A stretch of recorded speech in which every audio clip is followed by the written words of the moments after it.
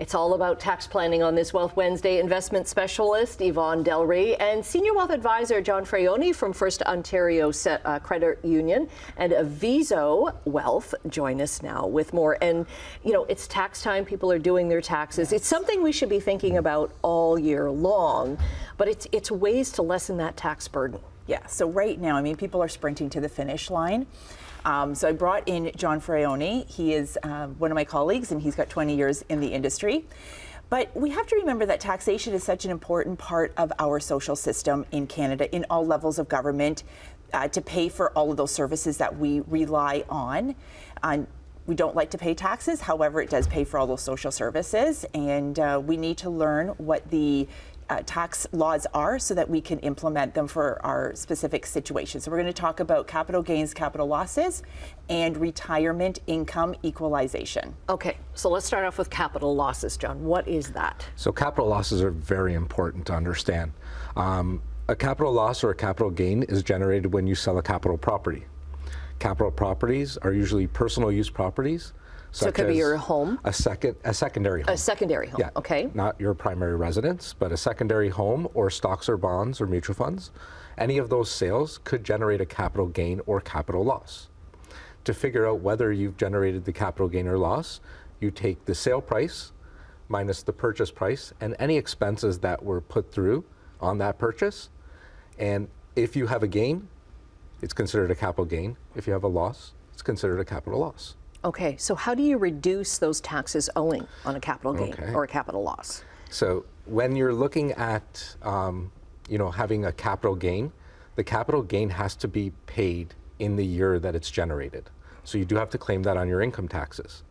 A capital loss can help reduce that capital gain by allowing you to subtract it in the year that you use it.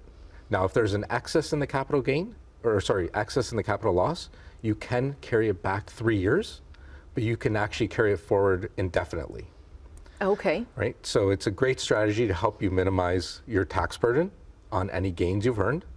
And given the volatility we've experienced over the last few years, especially in the markets or even in the housing industry, it's definitely a good strategy to understand. Right. It's almost one of those weird occasions where a loss is a good thing. If you have a gain. In a way, if you have a gain, yes, yeah. yes. Yeah. Okay, so Yvonne, let's talk about retirement income splitting then as another way of tax reduction. Absolutely. So retired couples can income split. And basically what income splitting is transferring income from the higher paying or the higher income earning spouse to the lower income earning spouse. If you are over the age of 65, you can split up to 50% of your registered pension payments, so any pensions that came from a former employer, RIF payments, or RRSP annuities. If you are under the age of 65, you can split registered pension payments. CPP sharing. So this is where if spouses agree, they can share their CPP payments. The ratio is what was earned in CPP while the spouses were living together, up to 50% of their payments.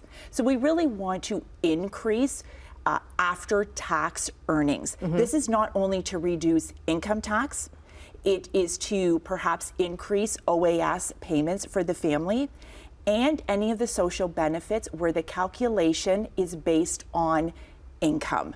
So you could get higher social benefits if you have reduced income. So talk to your tax specialist. Okay, because there's a lot to cover here. There's a lot to cover. We have run out of time, so we'll get all your links up on our website, chch.com/morninglive. Thanks for joining us. Nice to meet you, John. Nice to meet you. Thank you.